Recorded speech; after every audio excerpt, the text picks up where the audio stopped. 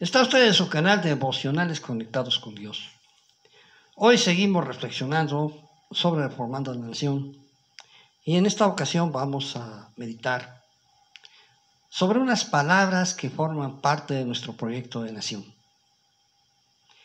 Nuestro proyecto de nación está plasmado en la Constitución Política de los Estados Unidos Mexicanos, promulgada el 5 de febrero de 1917. Con las reformas y adiciones que la hacen vigente. Sin embargo, ese proyecto de nación que ya está plasmado, pocos mexicanos lo manejan. Aún aquellos que en ocasiones nos presentan una oferta política supuestamente basada en la Constitución, adolecen del conocimiento de esta Carta Magna. Pero esta no es una reflexión sobre derecho constitucional. Este es un canal de Devocionales Conectados con Dios. Y hoy reflexionamos sobre esa manera tan hermosa como se condensó la esencia de la Constitución. Desde niños nos enseñaron a hacer un juramento a la bandera. Y ahí decimos una frase muy profunda. La base de construir una nación humana y generosa. En primer lugar, tenemos que entender que la patria no es una sola nación. La patria es un conjunto de nacionalidades que convivimos bajo un mismo territorio y bajo un mismo régimen federal, pero que ya localmente toma la proporción de cada nación. Prácticamente cada etnia es una nación.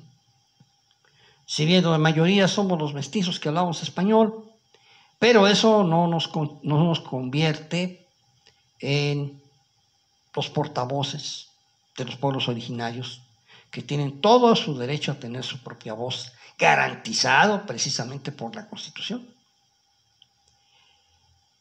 Cuando hablamos de reformar la nación, necesariamente tenemos que tener claro reformar hacia qué o hacia dónde. La reforma puede tener un sentido hacia una forma o un sentido hacia otra. Y creo que el sentido genuino es el que se define en el juramento a la bandera. Reformar la nación hacia el sentido que sea una nación. Es decir, que las distintas etnias, las distintas naciones que forman la patria se constituyan en una sola nación. No por absorción, sino por inclusión. Y así en ese acto inclusivo todos seamos una sola nación, pero que tenga una característica común, que sea humana, que sea generosa. Y allí es donde encontramos cómo este proyecto de nación es perfectamente compatible con el Evangelio. De tal manera que podemos decir que el Evangelio mismo nos dice que eso es lo que debe ser la nación en donde un cristiano, una cristiana vive, y por la que un cristiano, una cristiana debe luchar, y por la que un cristiano, una cristiana debe poner lo mejor de su parte para que siempre se vaya reformando hacia allá, hacia esa nación humana y generosa. ¿Qué podemos hacer los cristianos para ello? Bueno, primero que nada ya hemos dicho, recibir el poder de Dios. Porque el poder de Dios te va a dar la capacidad de poder influir desde los niveles más simples de la vida cotidiana, pero que son tan importantes como la interacción humana, en la escuela, en el trabajo, con los compañeros, en la formación de los hijos.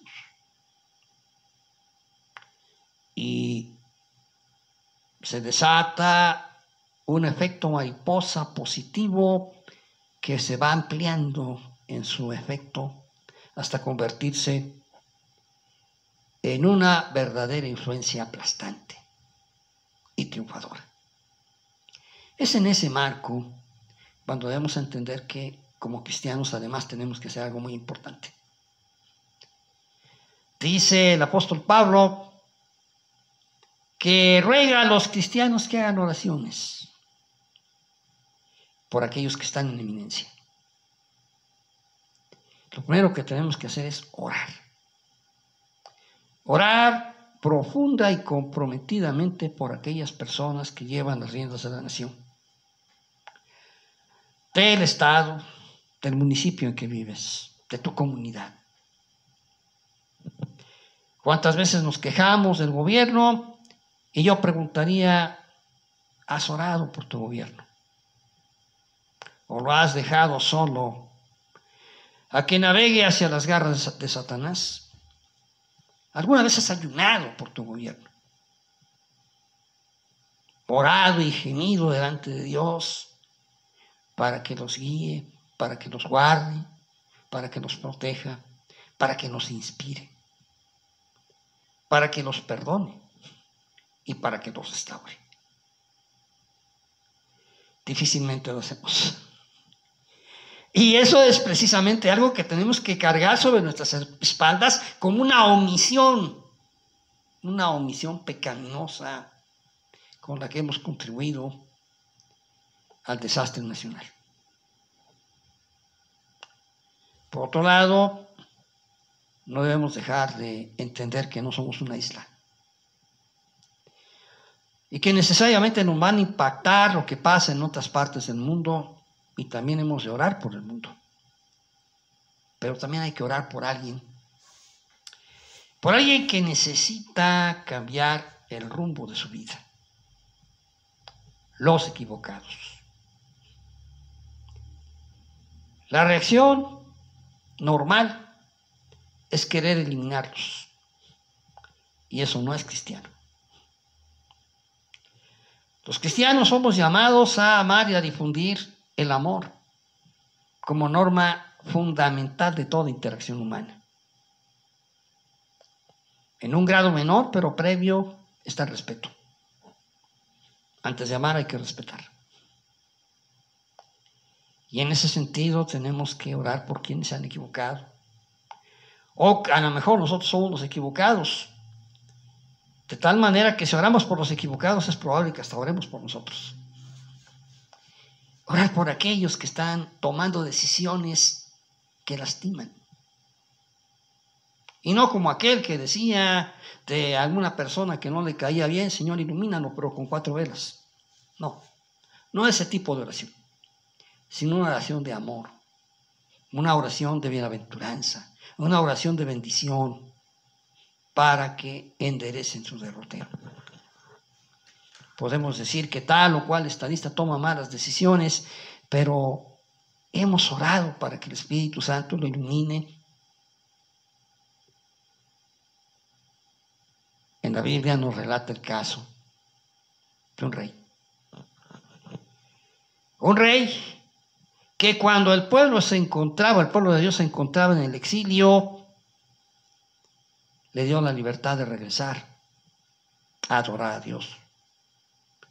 Libertad de levantar el templo. Pero ¿acaso ese rey lo hizo por generación espontánea? Claro que era objeto de oraciones de muchas personas, incluso de la misma con la que compartía la cama. De tal manera que cuando esa mujer creyente oraba por el rey hacía lo justo. ¿Cuántos de nosotros oramos por aquellos que pueden tomar las decisiones y que pueden estar equivocados? Orar por ellos. Recordemos que Dios es el Señor de la historia. Pero el Señor de una historia significa que también es el Señor de mi patria. Y no necesita que todos los mexicanos crean en Él para obrar misericordia en este país. Un poco de levadura leuda la masa, dice el Señor Jesucristo. También dice que tú y yo somos la sal de la tierra. Y un poquito de sal le da sabor a mucho. Pero a veces somos sal que ha perdido su sabor porque no oramos. Es el momento de hacer la historia donde hay que hacerla, de rodillas. Señor, enséñanos a orar por nuestro país, por nuestras autoridades, por el mundo, por aquellos grandes líderes mundiales que toman decisiones que lastiman, que matan. Por aquellos, Señor, que están equivocados. Para que la iluminación de tu espíritu y las condiciones de su vida les lleven a rectificar. Que ante todo y por encima de todo, tu pueblo sea un pueblo que clame por la reforma de la nación. Pero este país no podrá reformarse sin un entorno mundial que favorezca esa reforma. Por eso te rogamos, Señor, tu misericordia para nuestro país. Tu misericordia para nuestras autoridades. Tu misericordia para cada mexicano. Para aquel que lucha a brazo partido para llevar un pedazo de pan a sus hijitos y que no sabe nada de lo que está pasando en otros niveles, como aquellos que están profundamente comprometidos. Que todos, Señor, absolutamente todos, tengamos de ti tu misericordia y tu amor, creyentes y no creyentes. En el nombre de Jesucristo nos rogamos y en tu Espíritu Santo. Amén. No dejen de difundir el video, de verdad creemos que es de bendición. Y el día de mañana cerramos este ciclo Reformando la Nación y los invitamos a que nos acompañen. Mañana vamos a reflexionar sobre una nación en reforma continua. Hasta entonces, los esperamos.